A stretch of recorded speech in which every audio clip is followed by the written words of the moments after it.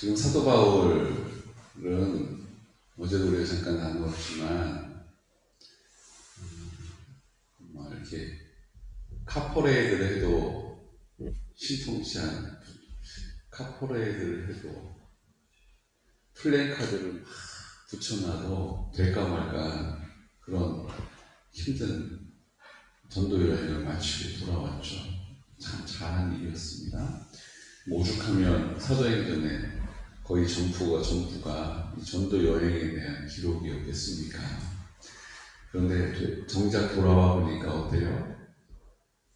환영하고 이런 분위기가 아니에요. 지금 네가 가서 엉뚱한 거 전했다고 소문이 파다하다. 네가 율법을 깨뜨리고 사람들에게 하나님 말씀대로 잘 살지 못하도록 네가 엉뚱하게 전했다라고 오해를 받아요. 그래서 그것을 막 억울해하지 않고 어떻게 해요? 바울이 철이 좀 났어요. 지금 철이 나서 내가 뭘 잘못했냐고 예전에 바나바와 그냥 자기 옳다고 얘기하던 거 이제 안 보여요.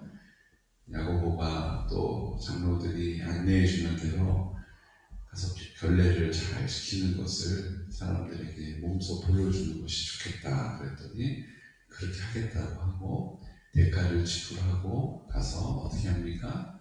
그 결례를 내가 언제까지 결례 기간인데 그 예물을 내가 드리겠다 이렇게 보고를 합니다. 그렇게 해서 기록에 남기는 거예요. 아, 사도 바울은 유대인들의 결례에 따르는 사람이다. 율법을 잘 준행하는 사람이다. 이걸 남기라고 한 거예요. 여기까지는 좋았어요. 그래서 4명의 이제 결례를 앞두고 있는 사람 데리고 성전으로 올라갑니다. 여기까지도 좋았어요. 그런데 누가 등장합니까?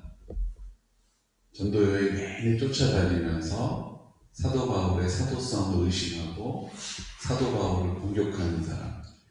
저가 하나님을 제대로 가르치는 것이 아니라 예수라고 하는 엉뚱한 것을 가르친다 라고, 저가 하나님의 말씀을 제대로 가르치는 것이 아니라 자기의 주장을 가르친다라고 회방하는 사람. 그 중에 또 예수님을 믿는다라고 했지만 또 자기가 믿을 수 있는 만큼만 예수님을 믿었기 때문에 그래도 율법은 지켜야 한다. 그래도 할례는 받아야 한다.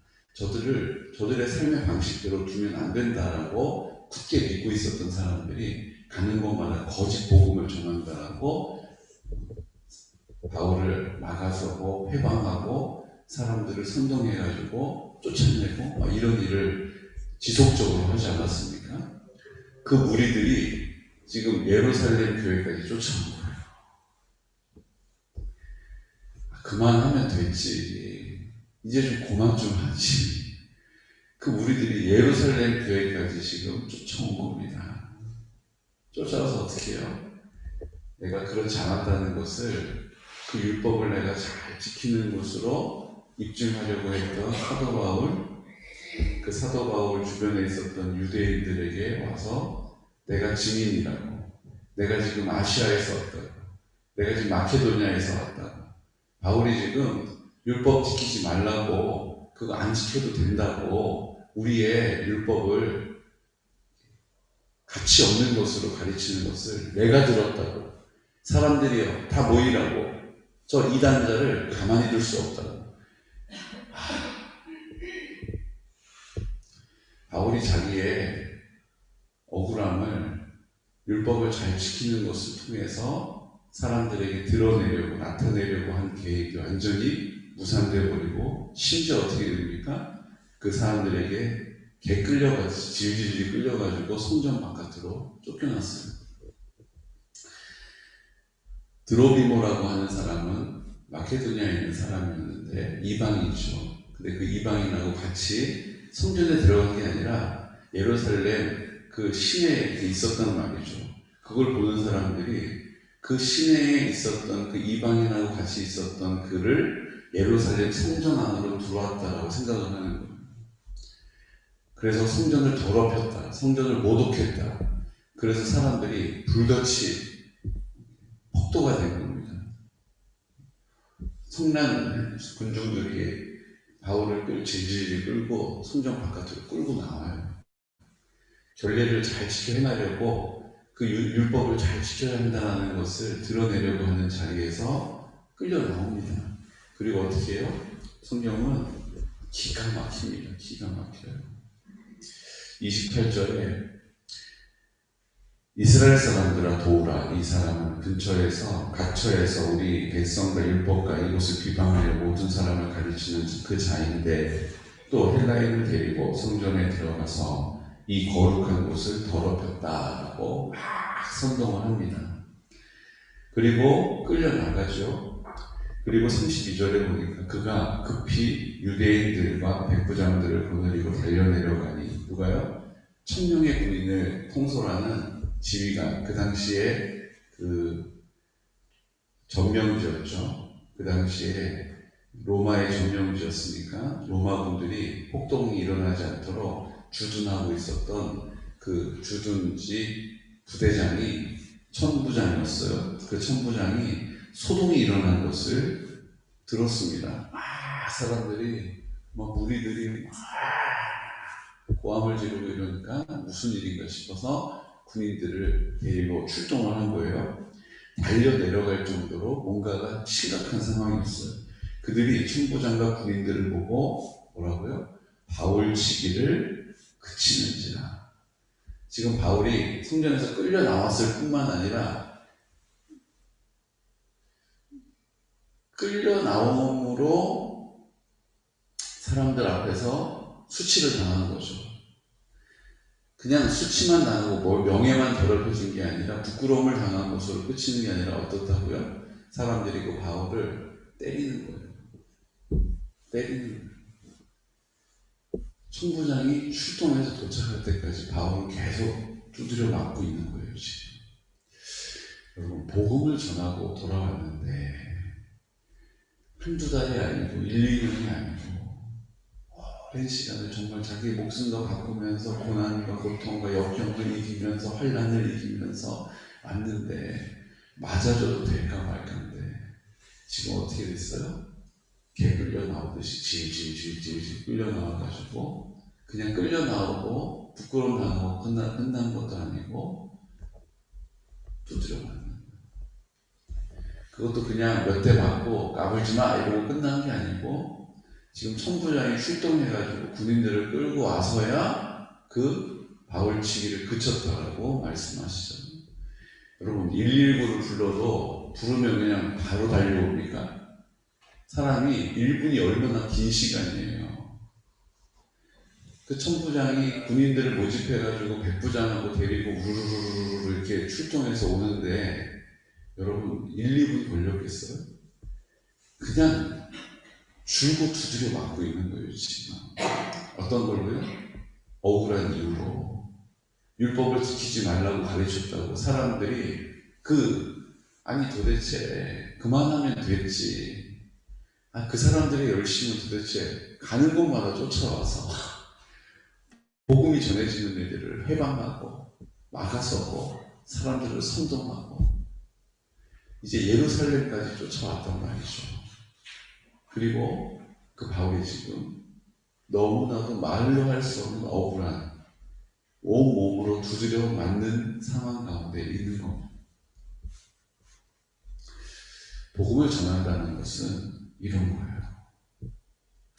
복음이 전해진다는 것은 그냥 하나님의 은혜 할렐루야로 끝나는 게 아니에요.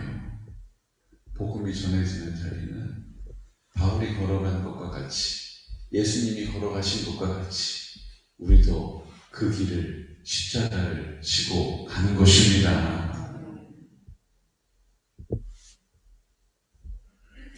그런데 우리 하나님께서는 우리를 그 위경에 그냥 버려두시지 않는다는 거예요.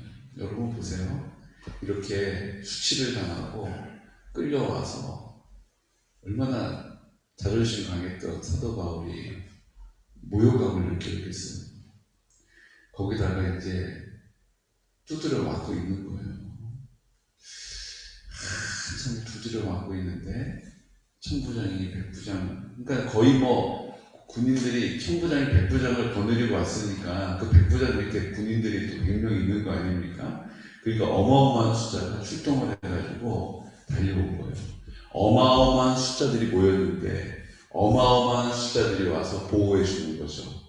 하나님께서 사도 바울을 맞아 죽는 것으로 그의 인생을 끝내지 않기 위해서 지금 천부장과 군인들을 준비해 두신 것입니다. 하나님께서는 우리를 시험을 주시지만 그 시험 가운데 피할 길도 주신다는 거예요. 우리가 그 하나님을 신실하게 붙잡아야 하는 것이죠. 그 하나님을 의심하지 않고 주님을 신뢰해야 하는 것입니다. 우리가 보기에는 왜 이렇게 하실까? 이유 알 수 없는 일들을 만날 때 그럼에도 불구하고 우리가 그 하나님을 신뢰할 때 그 믿음의 자리를 지킬 수 있죠. 인내할 수 있죠. 인내는 연단은 환난은, 환난은 연단은 인내를 만들어냄으로 인해서 우리가 하나님의 뜻을 보게 되는 것입니다. 하나님의 선하심을 알게 되는 것입니다. 근데 이 중간 단계에서 자꾸 우리가 어떻게 해요? 내가 이해가 안 되니까 내 머리로 이리저리 궁리해 보다가 그냥 튕겨져 나가는 거예요. 그 믿음의 자리를 지키지 못하고 거룩한 믿음의 자신을 세우지 못하고 그냥 넘어지고 주저앉는 일들이 얼마나 많은지 모릅니다. 오늘 이 말씀은 우리에게 예방주사를 놓아주시는 거예요. 그럼에도 불구하고 인내하며 하나님의 구원의 은혜, 하나님의 돌보심, 하나님의 공급하심을 보게 되는 것입니다. 결국은 그 천부장으로 인하여서 군중들, 성난 군중들을 제재하고 바울이 자기의 출신을 얘기해요. 나는 로마 시민입니다. 헬라말을 하는 그리스말을 유창하게 구사하는 것을 보고 로마에서 왔으니까 이 사람 그리스 사람 아닙니까? 천부장? 깜짝 놀란 거예요. 야, 너 어떻게 우리나라 말을 하냐? 나도 얘기를 하려면 통역을 붙여야 되는데 너 어떻게 우리나라 말을 이렇게 잘하냐? 나도 로마의 시민이다. 깜짝 놀란 거죠. 그리고 내가 이 사람들에게 말할 수 있는 기회를 달라라고 요청해요. 천부장이 로마의 시민이기 때문에 우대를 베풀고 그 성난 군중 앞에서 사도 바울이 담대하게 입을 열어 복음을 선포할 수 있는 기회를 주는 것입니다. 여러분, 조금 전까지만 해도 사도 바울은 정말 흉한 꼴 당한 거 아닙니까? 인생에서 다시는 겪고 싶지 않은 일을 지금 만났는데 그것을 주님이 들어가서 어떻게 하세요? 그 오해하고 있는 군중들에게 담대하게 복음을 전할 수 있는 기회를 주셨다는 것입니다. 하나님이 하신 게 놀라워요. 제가 요즘 여러분들에게도 좀 소개하고 싶은 한 분한테 꽂혔어요. 들어보셨습니까? 이희돈 장로. 누구더라? 어디서 만났더라?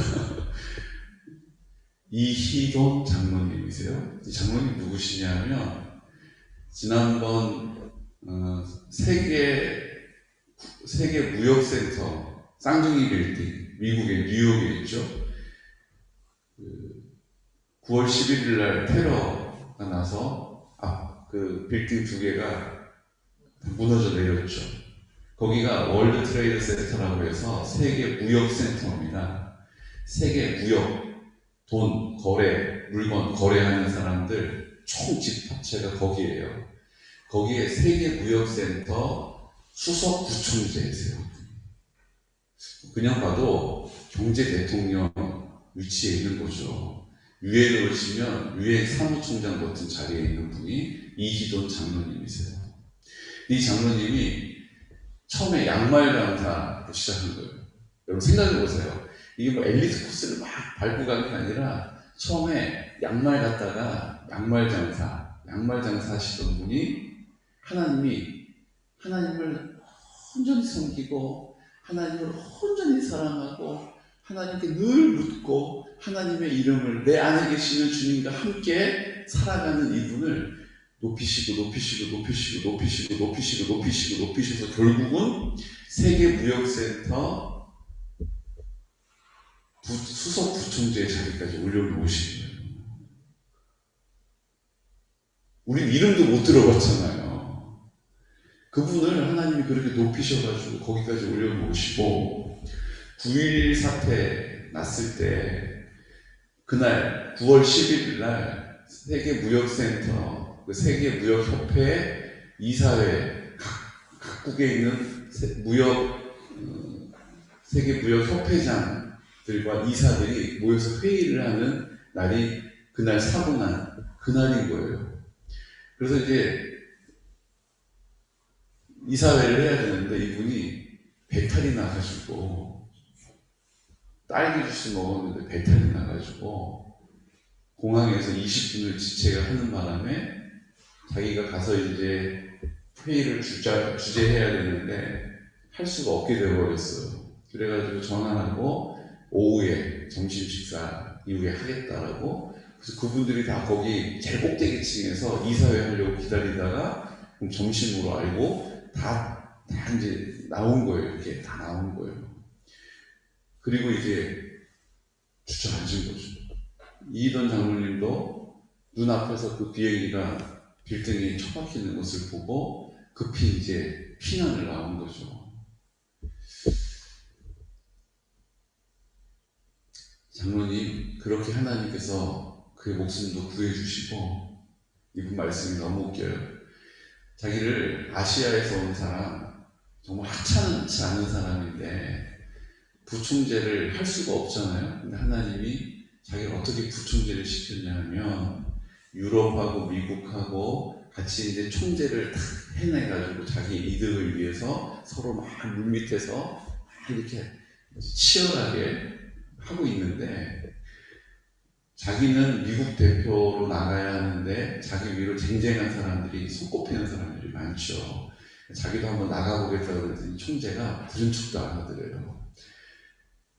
뭐 그렇다고 누구한테 뭐 의지하고 뭐 부탁할 사람도 없고, 그래서 이제 일단 해보겠다라고 이제 서류는 내놓고, 그리고 하나님이 그렇게 감동을 주셔가지고 하기 싫은데 자기가 나가서 이제 표를 찍으면 자기 한 표밖에 안 나올 거니까 내가 찍었다는 거 사람들이 알 거 아니냐고.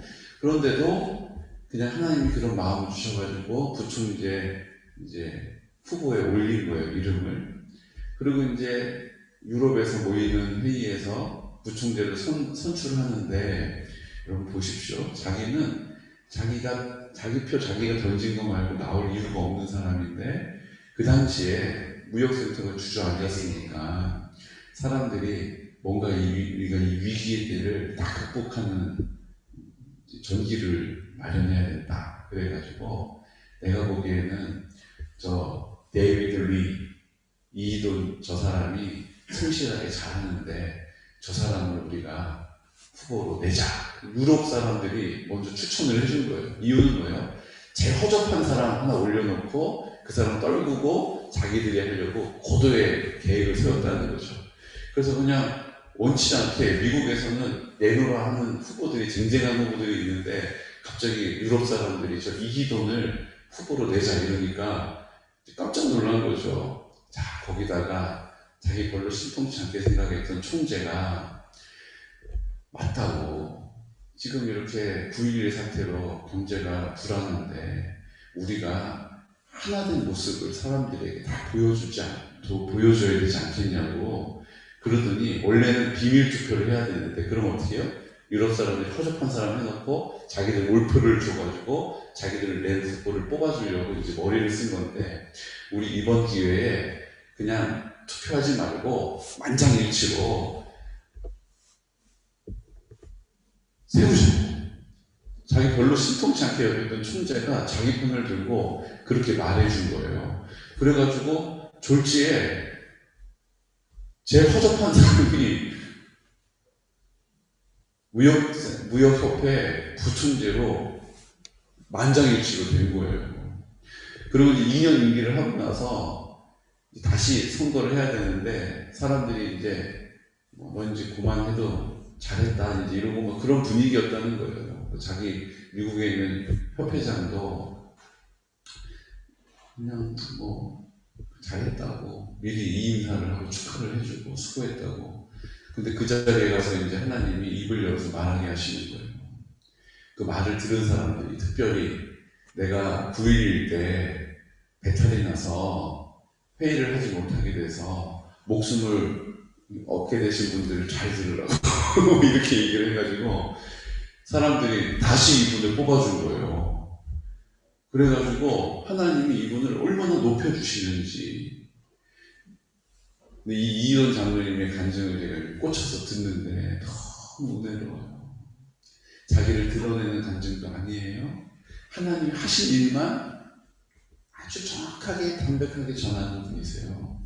그런데 이분이 하신 말씀을 제가 오늘 좀 드리려고 하는 거예요. 이분의 아버지가, 그 할머니는 아주 믿음이 좋으셨는데 이분의 아버지는 85세가 될 때까지 예수님을 안 믿었다는 거예요. 심지어는 이분은 그 할머니가 믿음이 좋으셔서 선교사들을 양성하는 학교에 다 보냈다는 거예요.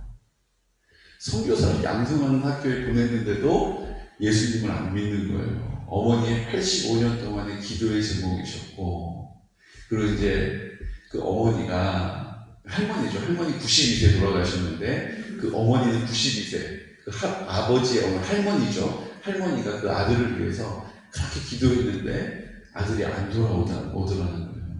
근데 85세가 되는 해에 아버지가 예수님을 믿게 된 거예요. 그리고 나서 아들한테 한 얘기를 제가 전해드리려고 해요. 아버지, 그렇게 선교사를 양성하는 학교까지 다니셨는데 왜 예수님을 안 믿으셨어요? 이렇게 여쭤봤더니, 들어보세요. 자기가 학교를 다닐 때 예배를 드리는데 자기가 노는 거에 재미에 빠져가지고 이 집이 아주 잘 사는 집이었던가 봐요. 자기 데리고 있는 머슴이 있잖아요.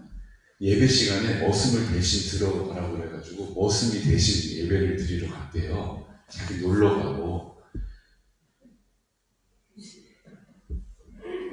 그 머슴은 어떻게 되냐고 그랬더니 그 머슴은 목사님이 됐대요.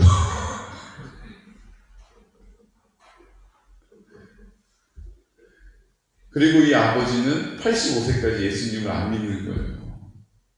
그러다가 하나님의 은혜로 그 어머니의 기도로 이희돈 장로님 할머니의 기도가 응답되어져서 85년 만에 예수님을 믿게 된 거예요. 전 이 얘기 해드리고 싶은 거예요. 여러분, 우리가 잘못하는 게 아니에요. 우리가 하나님 앞에 잘하고 있어도 우리의 뜻대로 안 될 수가 있어요. 바울도 뭐 그렇게 자기를 그렇게 환대해 줄 거 기대는 안 했겠지만 그래도 그렇게 복음을 전하고 와가지고 개 끌려 나오듯이 그냥 질질 끌려가지고 그 수치를 당하고 사람들 앞에서 그냥 매를 맞고 두드려 맞고 기대나 했겠어요. 근데 하나님은 그 과정을 통해서 하나님의 일을 이루어 가시는 줄로 믿으시기 바랍니다. 우리가 기도하는 것은 하나님이 우리의 기도를 들으시고 하나님의 뜻을 이루어 가시는 이유가 되는 것입니다.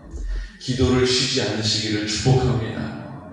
기도하면 하나님이 그 기도대로 선하심을 나타내십니다. 근데 하나님의 때에 하시고 하나님의 방법으로 하시기 때문에 우리가 그것을 보지 못할 때가 있다는 거예요. 여러분, 새벽 기도는 장로님이 이렇게 얘기하시는 거고요. 새벽 기도는 시간이 많은 사람, 나이 많이 먹은 사람, 문제가 많은 사람이 하는 게 아니에요. 하나님의 일을 이루어가는 사람이 새벽 기도하는 것입니다. 하나님의 뜻을 나타내는 사람이 새벽 기도하는 거예요.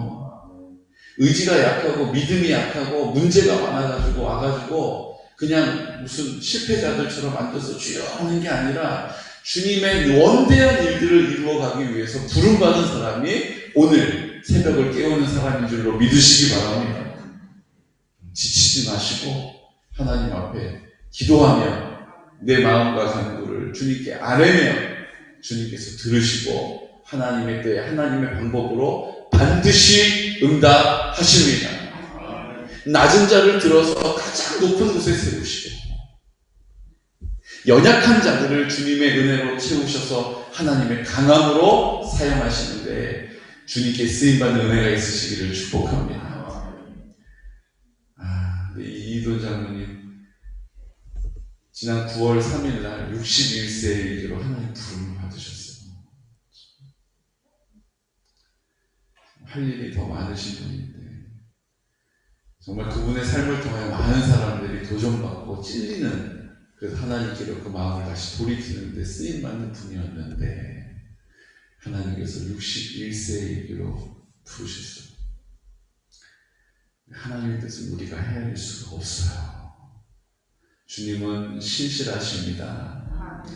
주님은 늘 오르십니다.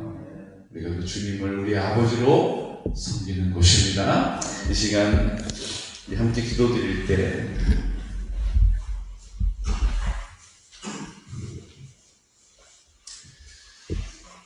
주님,